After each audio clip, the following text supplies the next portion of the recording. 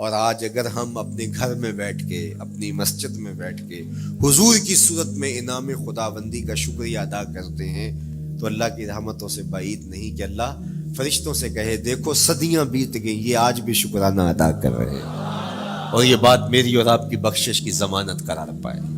تو حضور کی صورت میں جو انعام ہوا، حضرت حسان بن ثابت اکثر کہا کرتے تھے منا علینا ربنا ام بعث فینا محمدا، ہمارے رب نے ہمارے اوپر احسان کر دیا ہے کہ محمد عربی عطا کر دی ہے۔ ساری زندگی سجدے میں سر رکھ کے شکر ادا کرتے رہیں، حق شکر پھر بھی ادا نہ ہو۔ میں تو کہا کرتا ہوں ہمارے بدن پہ اتنے بال نہیں ہیں جتنے رسول اللہ کے احسانات ہیں، ہمارا بال بال قرض رسالت میں جکڑا ہوا ہے، ساری زندگی ان کے گیت گائیں۔ میں ایک رات کے میلاد کا صرف قائل نہیں ہوں کہ ایک رات میلاد کر لو اور پورا سال چھٹی، ساری زندگی حضور کا نام جپو، ساری زندگی حضور پہ درود پڑھو، لمحہ لمحہ حضور کے ذکر کا چراغاں کرو۔ صرف اپنے گھروں میں، اپنی چہار دیواریوں میں اور اپنے بازاروں میں جھنڈیاں ہی نہ لگاؤ، بلکہ دل کے ایک ایک فرد پہ نام محمد کی جھنڈی لگاؤ۔ صرف منڈیروں پہ چراغاں ہی نہ کرو، بلکہ دل کی اندھیر گلیوں میں بھی حضور کے نام کا چراغاں کرو، اندر بھی روشنی ہو باہر بھی روشنی ہو۔ حضور پہ درود پڑھو، حضور کا ذکر کرو، اپنے بچوں کو بٹھا کر کے حضور کے قصیدے سناؤ، حضور کی شانیں سناؤ، حضور کی سیرت بتاؤ انہیں۔ اپنے گھر کے ماحول کے اندر، اپنی مسجد میں، اپنی گلی میں، اپنے دوستوں میں حضور کا ذکر کرو۔ دوستوں آپس میں بیٹھو تو کہو یار اللہ کا کتنا کرم ہو گیا کہ اللہ نے ہمیں حضور عطا کر دیا۔ دوستوں میں بیٹھے جب یوں بات کرو گے تو اللہ کی رحمتیں کس قدر تمہارے اوپر برسے گی۔ اپنی عقیدتوں کا اظہار کرو، وہاں کمیت نہیں دیکھی جاتی، وہاں کیفیت دیکھی جاتی ہے، وہاں مقدار نہیں دیکھی جاتی، وہاں معیار دیکھا جاتا ہے۔ وہ چہرہ اور چہرے کا دل نہیں دیکھتے، وہ بندے کا دل دیکھتے ہیں، وہ دیکھتے ہیں کون کس خلوص کے ساتھ محبت لے کر کے آیا ہے۔ اور جس کی آنکھوں نے جمال محمد عربی دیکھا ہے وہ اپنے مقدر پہ ناز کیوں نہ کرے۔ تو کہا لوگو آؤ اس وقت روئے زمین پہ میرے علاوہ کوئی نہیں جس نے حضور کو دیکھا ہو، آؤ مجھ سے حضور کی باتیں سنو۔ لوگ جمع ہو گئے اور کہا صف لنا رسول اللہ، تم نے حضور کو دیکھا ہے تو بتاؤ حضور کیسے تھے۔ تو حضرت ابو طفیل نے 3 لفظوں میں میرے حضور کا حلیہ بیان کیا، یاد کر لو۔ حضرت ابو طفیل نے کہا کان رسول اللہ صلی اللہ علیہ وسلم ابیض ملیحا مقصدا، ایک تو چٹے رنگ کے تھے، ایک تو حضور کا رنگ گورا تھا، دوسری بات ملیحن حضور کا حسن نمکین تھا، اور تیسرا مقصدا حضور متوازن تھے، نہ قد لمبا نہ قد پست، سوا صدر والبطن سینہ اور پیٹ برابر، لیسا بالطویل الممغط ولا بالکثیر المتردد، نہ پست کے عجیب دکھائی دیں نہ اتنے لمبے کے عجیب لگے بلکہ درمیانہ قد، لیکن اذا جامع القوم غامرہم، سن لو حضور کا قد تو درمیانہ تھا لیکن جب لوگوں کے درمیان چلتے حضور کے کندھے لوگوں کے سروں سے اونچے دکھائی دیتے۔ یہ اللہ نے شان دی اپنے محبوب، مکھ چند بدر شاہ شانی، متھے چمک دی لاٹ، کالی زلف تے اکھ مستانی،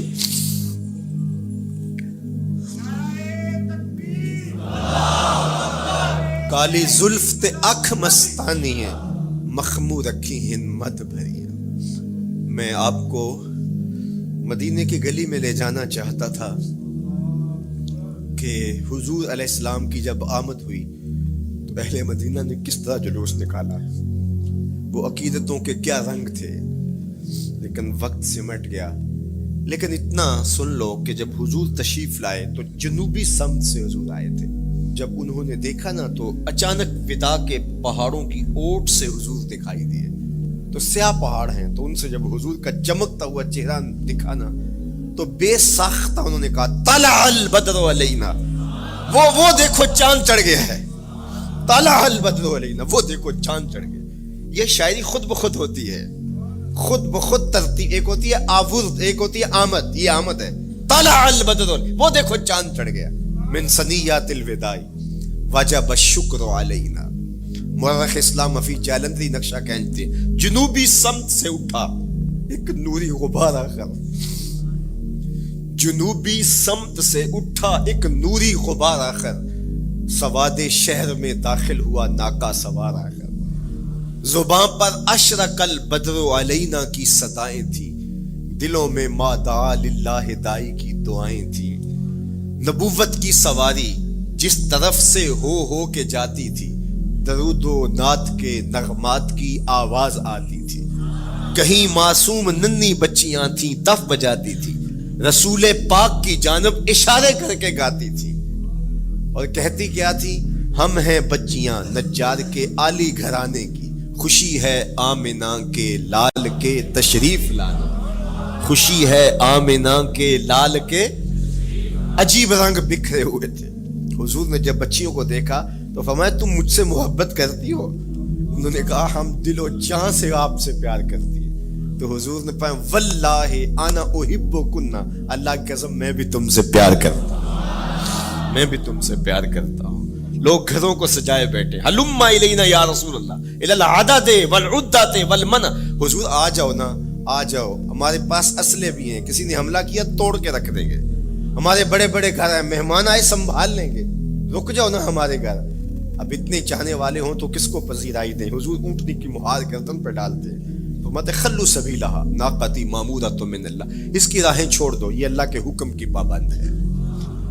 کہتے لوگوں نے اونٹنی کو چارہ دکھانا شروع کر دیا کہ چلو اونٹنی بیٹھ جائے، اللہ اکبر، پانی ہڑا نو لوڑ کی راہ براندی، پہنچے آپ دریار سرکار یارا۔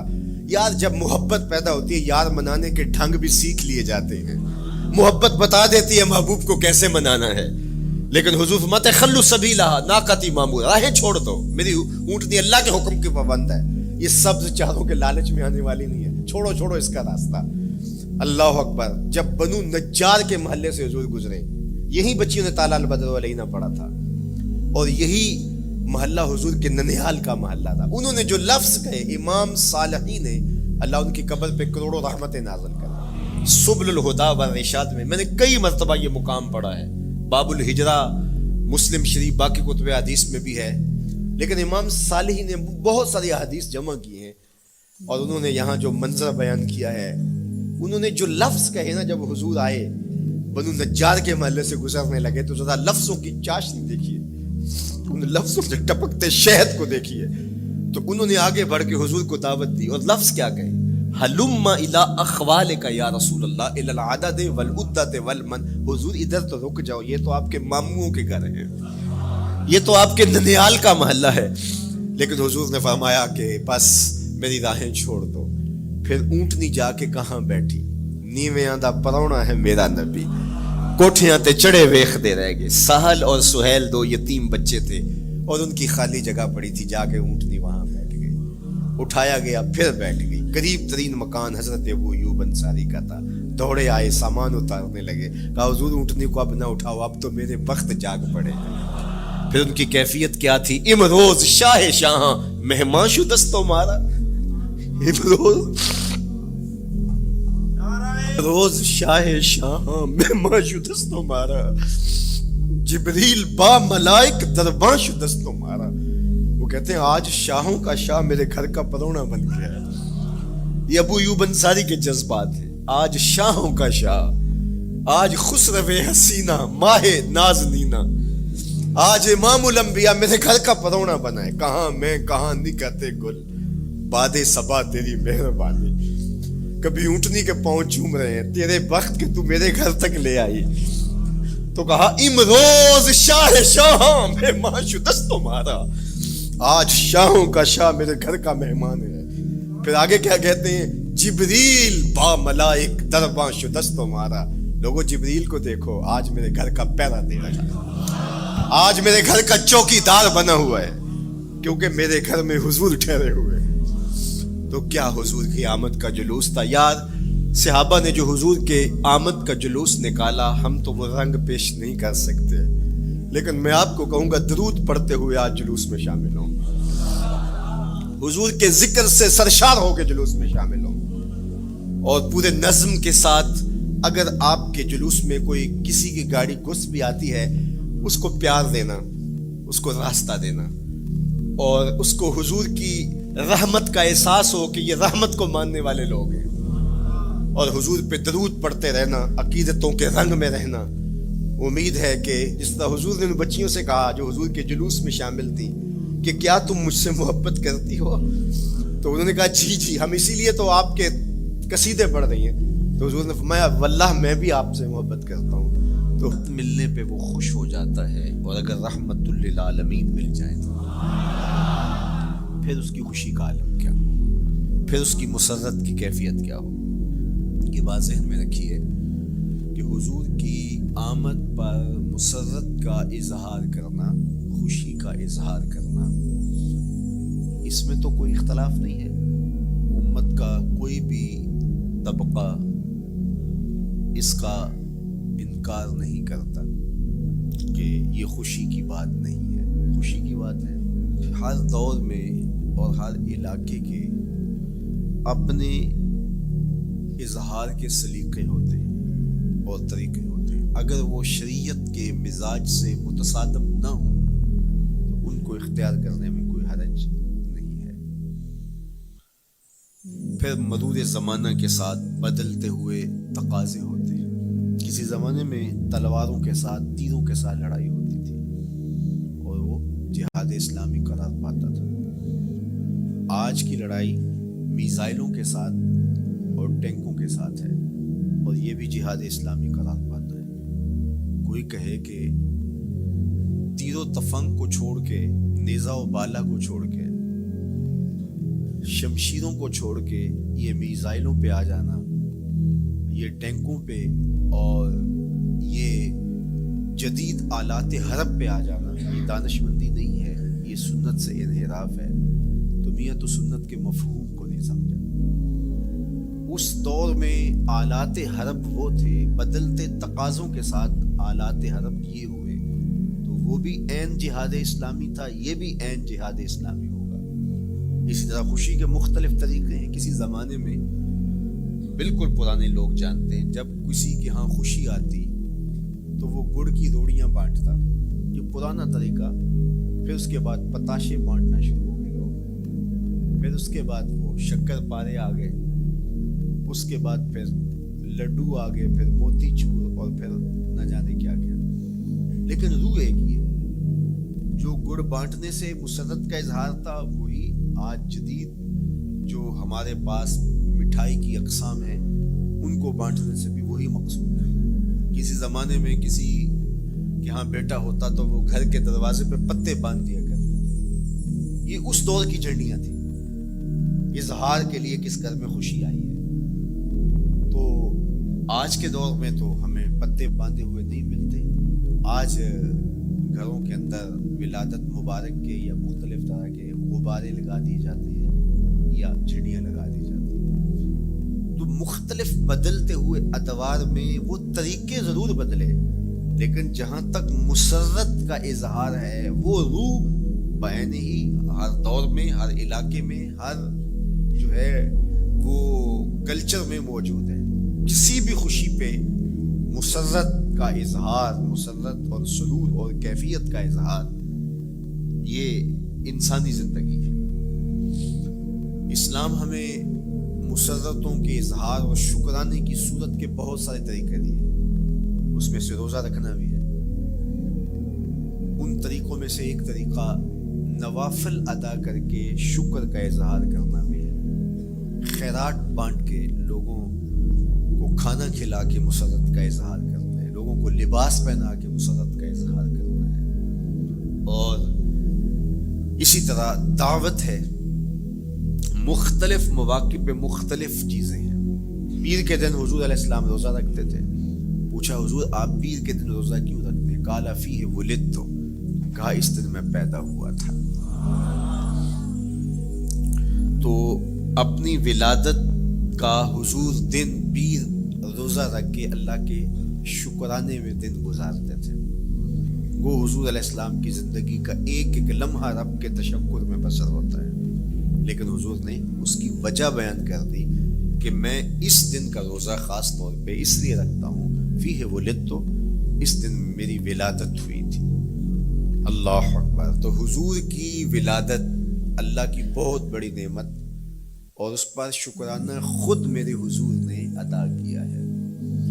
علماء نے لکھا ہے کہ حضور کی ولادت کی خوشی یہ اللہ کی رضا کا سبب اور ذریعہ ہے۔ آپ نے سنا علماء سے کہ دین کا سب سے بڑا دشمن جس کا نام لے کے مذمت کی گئی وہ ابو لہب ہے۔ پورے قرآن میں کسی اور کافر کا ابو جہل کا نام بھی نہیں، عتبہ عتیبہ اور امیہ کا نام بھی نہیں ہے، لیکن نام لے کر کے مذمت اگر کسی شخص کی گئی وہ تو ابو لہب کی گئی۔ حضور علیہ الصلوۃ والسلام جب کوہ صفا پہ جلوہ فراز ہوئے، وَأَنذِرْ عَشِيرَتَكَ الْأَقْرَبِينَ حکم ہوا پہلے قریبی لوگوں کو آپ اللہ کا ڈر سنائیں، تو حضور علیہ السلام نے قریبی لوگوں میں محنت کی، تو قریش کو، صنادید قریش کو، بنو ہاشم کو بلایا اور بلا کہ حضور نے ایک بات کہی کوہ صفا پہ کہ اگر میں تمہیں کہوں اس پہاڑ کی دوسری جانب سے ایک لشکر آ رہا ہے جو تمہیں کچل دے گا تو کیا میری بات مان لو گے؟ تو انہوں نے کہا اگر نظر نہ بھی آیا تو ہم کہیں گے ہم اندھے ہیں، آپ سچے ہو، ہماری نظروں کو پھیر لگ رہا ہے، آپ جھوٹ نہیں بول سکتے، ہم نے 40 سال آپ کے شب و روز دیکھے ہیں، تو کیسے ہم یہ گمان کر رہے ہیں؟ تو حضور نے فرمایا اگر میری ذات پہ اتنا یقین ہے تو مان لو اللہ ایک ہے۔ تو ابو لہب سب سے پہلے بولا تبا لک ھنالک سائر الیوم الہذا جمعتنا معاذ اللہ، کہ آپ کا معاذ اللہ ہاتھ ٹوٹ جائے، آپ نے اس لیے ہمیں جمع کیا تھا؟ تو اللہ تعالیٰ جل شانہ نے اس کا جواب دیتے ہوئے ارشاد فرمایا تبت یدا ابی لہب وتب، ظالم تیرے دونوں ٹوٹ جائیں، ظالم تیرے دونوں ٹوٹ جائیں۔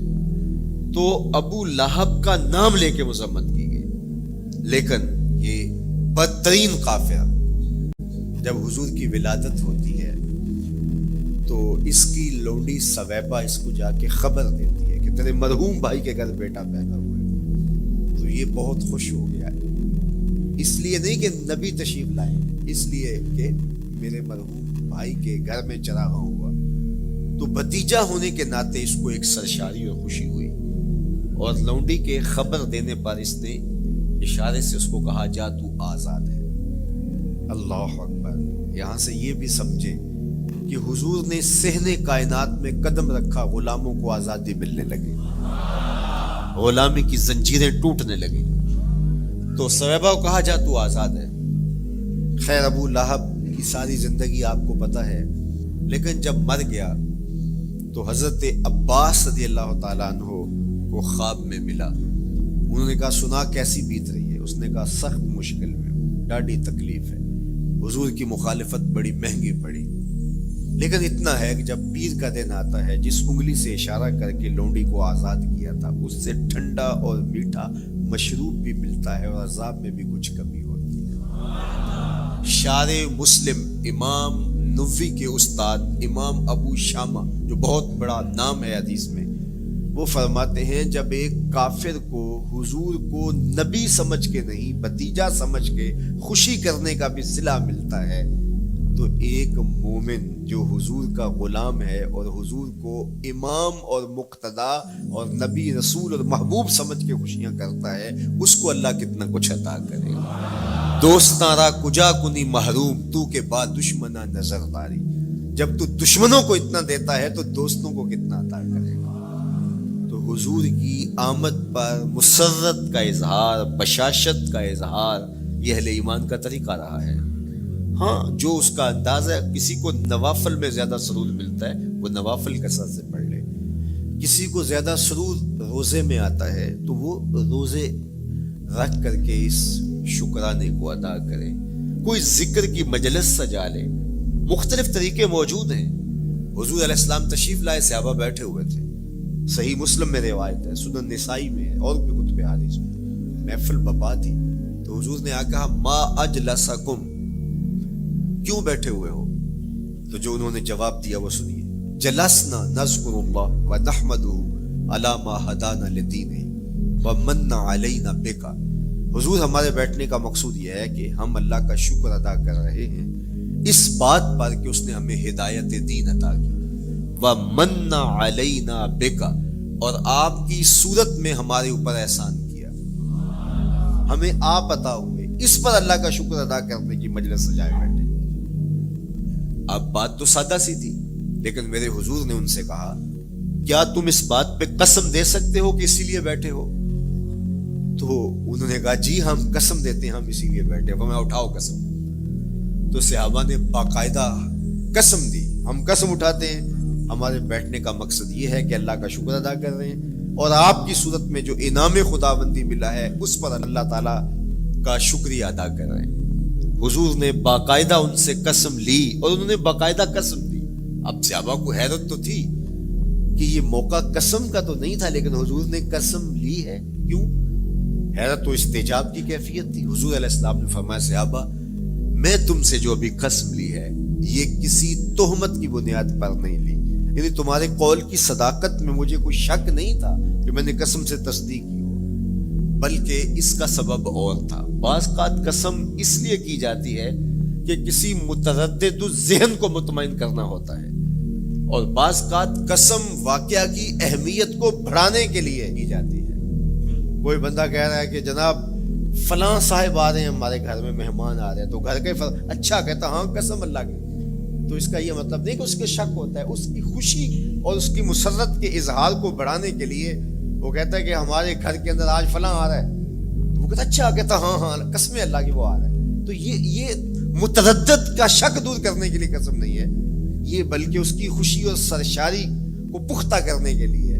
تو عربوں میں قسم مختلف وجہ سے کی جاتی تھی، تو حضور نے فرمایا یہ جو میں نے تم سے قسم لی ہے یہ کسی تہمت کی بنیاد پہ نہیں لی، بلکہ اس قسم کا سبب کیا ہے سنو۔ پھر حضور نے خود بتایا، فرمایا تم یہاں بیٹھے تھے، میں حجرے میں بیٹھا تھا، اتانی جبریل علیہ السلام، میرے پاس جبریل امین حاضر خدمت ہوئے، فاخبرنی ان اللہ یباہی بکم الملائکہ، تو مجھے انہوں نے خبر دی ہے، محبوب ذرا باہر تو نکل کے دیکھو، صحابہ تمہارے اس عمل پر اللہ فرشتوں میں ناز کر رہا ہے، اللہ فرشتوں میں فخر کر رہا ہے کہ دیکھو میں نے ان کو نعمت دی، کتنے قدردان نکلے، اس نعمت کا شکرانہ ادا کر رہے ہیں۔ اور آج اگر ہم اپنے گھر میں بیٹھ کے، اپنی مسجد میں بیٹھ کے حضور کی صورت میں انعام خداوندی کا شکریہ ادا کرتے ہیں تو اللہ کی رحمتوں سے بعید نہیں کہ اللہ فرشتوں سے کہے دیکھو صدیاں بیت گئیں، یہ آج بھی شکرانہ ادا کر رہے ہیں، اور یہ بات میری اور آپ کی بخشش کی ضمانت قرار پائے۔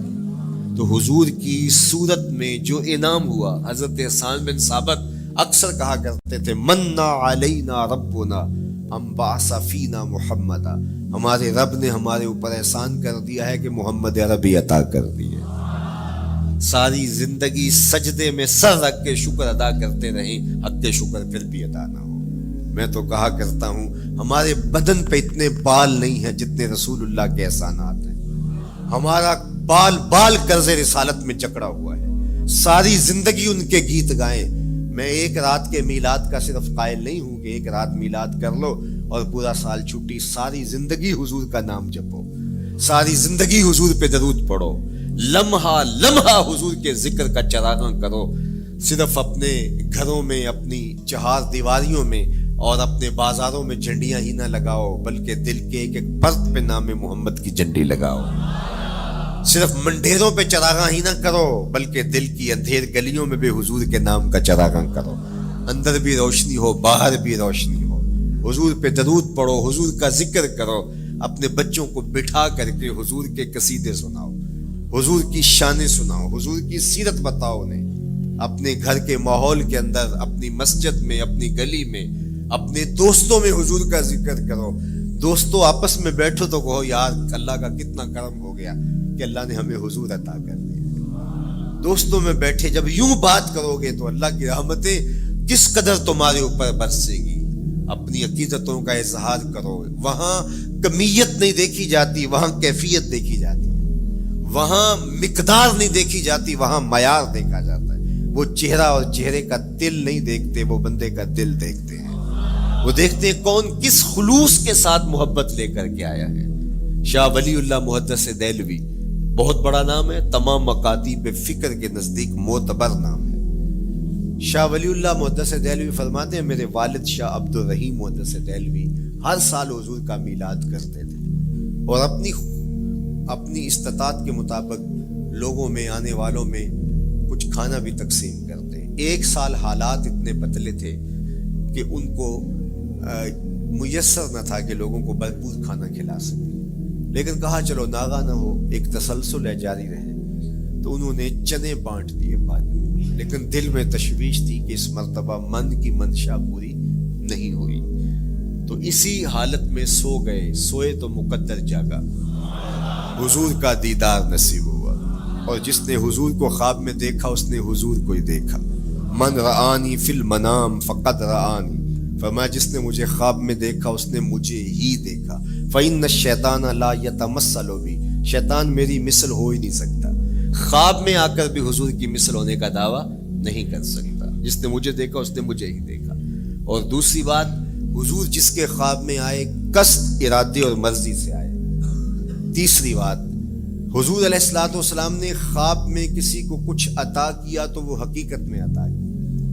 ویسے میں خواب میں کسی سے کچھ لیتا ہوں، آپ خواب میں کسی سے کچھ لیتے ہیں یا کسی کو کچھ دیتے ہیں تو وہ محض خواب ہوتا ہے۔ آپ نے کسی سے قرض لینا ہو تو وہ خواب میں آ کے ادا کر دیں، تو صبح اٹھ کے کھاتے سے نام کاٹ دیں گے؟ آپ کہیں گے خواب میں ادا کیا۔ بھوک میں تڑپتے سو گئے، رات عالی نسب ہوٹل سے کھانا کھاتے رہے، صبح بھوک محسوس کریں گے یا نہیں؟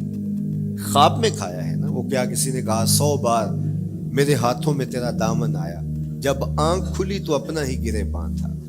کچھ نہیں ہوتا، خواب محض خواب ہوتا ہے۔ لیکن اگر حضور کسی کو خواب میں کچھ عطا کرے، امام بوصیری سے پوچھو، رات چادر ملتی ہے، صبح اٹھتے ہیں کندھوں پہ موجود ہوتی ہے۔ حضور عطا کرتے ہیں تو حقیقت میں عطا کرتے ہیں۔ امام سخاوی نے القول البدیع میں لکھا ہے، ایک شخص حضور کے روضے پہ کھڑا ہے اور کیا کہتا ہے؟ آنا ضیف ہوگا، میں آپ کا مہمان ہوں اور آپ کے ہوتے ہوئے کسی اور در پہ تو نہیں جانا۔ آقا جی میں تیرا ہو کے خیر منگاں در درتا، مریل کتا کیوں اخواواں ایڈے بختاں ورتا، جب میں تیری چوکھٹ پہ ہوں تو کسی اور سے کیوں مانگوں؟ اور میرے امام بولے کون دیتا ہے دینے کو منہ چاہیے، دینے والا ہے سچا ہمارا۔ کوئی جھولی میں چند ٹکڑے ڈال بھی دے تو ساری زندگی جتلائے گا۔ اللہ اکبر۔ عارف عبد المتین نے تو قلم توڑ دیا نا۔ اور جتنے بھی سہارے ہیں سبک کرتے ہیں، عزت نفس بڑھاتا ہے سہارا تیرا، ہر آسرا کمزور کرتا ہے لیکن نبی کا آسرا سر بلند کرتا ہے۔ کسی چودھری کا، خان وڈیرے کا مانگت سر اٹھا کے چل سکتے ہیں کہ میں فلاں کا مانگت ہوتا ہوں اور جس کو خیرات مدینے کی گلی سے ملی ہو؟ اسی لیے میرے امام نے مشورہ دیا، ٹھوکریں کھاتے پھرو گے ان کے در پہ پڑ رہو، قافلہ تو اے رضا اول گیا آخر گیا۔ وہ کھڑا ہی حضور کے روضے پہ اور کیا کہتا ہے؟ آنا ضیف ہوگا، میں آپ کا مہمان ہوں اور آپ کے ہوتے کسی اور در پہ جاؤں؟ اللہ اکبر۔ یہ کہتے کہتے آنکھ لگ گئی۔ حضور خواب میں تشریف لائے، دائیں ہاتھ میں روٹی تھی، عطا کرتے میں خود لے لے۔ کہتا میں نے خواب میں کھانا شروع کر دی، ابھی آدھی روٹی کھائی تھی، پوری روٹی نہیں کھائی تھی، آدھی روٹی کھائی تھی کہ میری آنکھ کھل گئی۔ جب آنکھ کھلی تو دوسرا آدھا ٹکڑا میرے ہاتھ میں موجود تھا۔ وہ دیتے ہیں تو حقیقت میں دیتے ہیں۔ تو شاہ ولی اللہ محدث دہلوی فرماتے ہیں کہ میرے والد شاہ عبد الرحیم محدث دہلوی نے خواب میں حضور کو دیکھا، اور چونکہ دن یہ عمل گزرا تھا اور کہ مہمانوں کو خاطر خواہ تواضع نہیں کر سکا تھا، تو حضور کے سامنے انواع اقسام کی چیزیں پڑی ہیں، ان میں میرے والے چنے بھی موجود ہیں اور ان کے ساتھ شفقت فرما رہے ہیں۔ تو یہاں معیار دیکھا جاتا ہے، مقدار نہیں دیکھی جاتی، یہاں کمیت نہیں دیکھی جاتی، کیفیت دیکھی جاتی ہے۔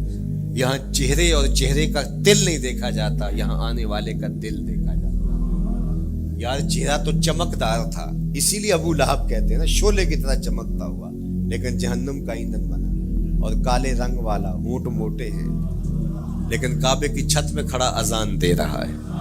اذان ازل سے تیرے عشق کا ترانہ بنی، نماز تو اس کی دید کا ایک بہانہ بنی، ادائے دید سراپا نیاز تھی تیری، کسی کو دیکھتے رہنا نماز تھی تیری۔ تو عقیدتوں کے رنگ اور محبتوں کے رنگ حضور علیہ السلام کے ساتھ جب کوئی پیش کرتا ہے تو رائے گانی جاتی۔ یہ وفاداروں کا در ہے، یہاں بے وفائی کا تصور ہی نہیں ہے۔ وہ ہاتھ پکڑتے ہیں تو پھر چھوڑتے نہیں ہیں۔ اس لیے ان سے محبت کا ربط قائم کیجیے، اپنی اولادوں کو حضور کا پیار سکھائیے، اپنے گھروں میں میلاد کیجیے۔ لازم نہیں ہے کسی عالم دین کو بلاؤ، آپ اپنے گھروں میں حضور علیہ السلام پر درود پڑھیے گا، بچوں کو بٹھائیے گا اور حضور کی سیرت کا کوئی واقعہ ان کو سنائیے گا۔ صحابہ اپنے بچوں کو بٹھا کر کے حضور کی سیرت بتایا کرتے تھے، حضور کا نقشہ بتایا کرتے تھے، حضور کے شمائل ذکر کیا کرتے تھے، اور کوئی صحابی ملتا تو تابعین جمع ہو جایا کرتے تھے اور اسے پوچھتے تھے اچھا بتاؤ حضور کی صورت کیسی تھی، زلفیں کیسی تھی۔ یہی میلاد ہے نا، میلاد میں حضور کے فضائل کا ذکر ہوتا ہے، شمائل کا ذکر ہوتا ہے، خصائل کا ذکر ہوتا ہے، اور موسم حج کا ہے۔ ایک اونچے ٹیلے پہ حضرت سیدنا ابو طفیل چڑھ گئے، یہ آخری صحابیاں ہیں، اس کے بعد کوئی صحابی نہیں، آخر میں سب سے آخر میں فوت ہوئے 110 ہجری میں، حضور کے وصال کے 100 سال بعد تک زندہ رہے۔ اونچے ٹیلے پہ چڑھ گئے اور لوگوں کو کہا لوگوں آؤ، اس وقت روئے زمین پہ میرے علاوہ کوئی نہیں جس نے حضور کو دیکھا، بس انہی آنکھوں نے حضور کو دیکھا ہے، کیا ناز ہے۔ میرے ایک استاد ہوتے تھے سر محمد علی حاشر، اللہ ان کی قبر پہ رحمت نازل کرے، تو وہ بڑے بڑے مشاہیر اہل سخن سے ملے تھے تو وہ بات کرتے تھے۔ میں مولانا ظفر علی خان کا مصاحب رہا ہوں، میں نے اقبال کو دیکھا ہے، داغ دہلوی نے اپنے شاگردوں سے کہا تھا آنے والی صدیاں تم پہ ناز کریں گی، اے لوگو تم نے داغ کو دیکھا، تم نے داغ سے باتیں کی ہیں۔ یار جس نے داغ دہلوی کو دیکھا ہے وہ تو ناز کریں، جس نے اقبال کو دیکھا ہے وہ تو فخر کریں، جو مشاہیر اہل سخن کے پاس بیٹھتا رہا ہے وہ تو فخر کریں، اور جس کی آنکھوں نے جمال محمد عربی دیکھا ہے وہ اپنے مقدر پہ ناز کیوں نہ کریں۔ تو کہا لوگوں آؤ، اس وقت روئے زمین پہ میرے علاوہ کوئی نہیں جس نے حضور کو دیکھا ہو، آؤ مجھ سے حضور کی باتیں سنو۔ لوگ جمع ہو گئے اور کہا صف لنا رسول اللہ، تم نے حضور کو دیکھا ہے تو بتاؤ حضور کیسے تھے۔ تو حضرت ابو طفیل نے 3 لفظوں میں حضور کا حلیہ بیان کیا، یاد کر لو۔ حضرت ابو طفیل نے کہا کان رسول اللہ صلی اللہ علیہ وسلم ابیض ملیحا مقصدا، ایک تو چٹے رنگ کے تھے، ایک تو حضور کا رنگ گورا تھا، دوسری بات ملیحا حضور کا حسن نمکین تھا، اور تیسرا مقصدا حضور متوازن تھے، نہ قد لمبا نہ قد پست، سوا صدر والبطن سینہ اور پیٹ برابر، لیسا بالطویل الممغط ولا بالکثیر المتردد، نہ پست کے عجیب دکھائی دے نہ اتنے لمبے کے عجیب لگے بلکہ درمیانہ قد، لیکن اذا جامع القوم غمرہم، سن لو حضور کا قد تو درمیانہ تھا لیکن جب لوگوں کے درمیان چلتے حضور کے کندھے لوگوں کے سروں سے اونچے دکھائی دیتے۔ یہ اللہ نے شان دی اپنے محبوب، مکھ چند بدر شاہ شانی، متھے چمک دی لاٹ، کالی زلف تے اکھ مستانی۔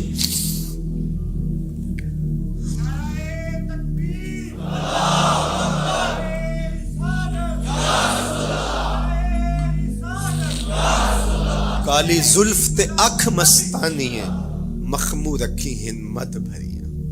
لیکن میں آپ کو کہوں گا درود پڑھتے ہوئے آج جلوس میں شامل ہوں، حضور کے ذکر سے سرشار ہو کے جلوس میں شامل ہوں، اور پورے نظم کے ساتھ اگر آپ کے جلوس میں کوئی کسی کی گاڑی گھس بھی آتی ہے اس کو پیار دینا، اس کو راستہ دینا، اور اس کو حضور کی رحمت کا احساس ہو کہ یہ رحمت کو ماننے والے لوگ ہیں، اور حضور پہ درود پڑھتے رہنا، عقیدتوں کے رنگ میں رہنا۔